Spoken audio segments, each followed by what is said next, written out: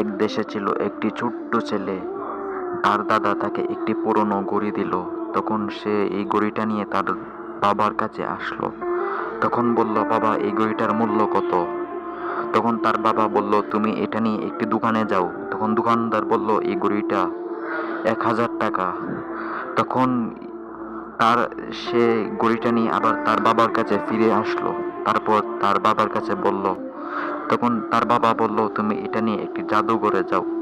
তখন জাদুঘরের লোক বলল, এটার দাম 6 লাখ টাকা। তখন ছেলেটা অবাক হয়ে ঘড়িটা নিয়ে তার বাবার কাছে ফিরে আসলো।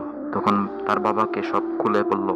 তার বাবা বলল, তুমি কি 1,000 টাকার ঘড়ি হতে চাও জীবনে, নাকি 6 লাখ টাকার ঘড়ি হতে চাও?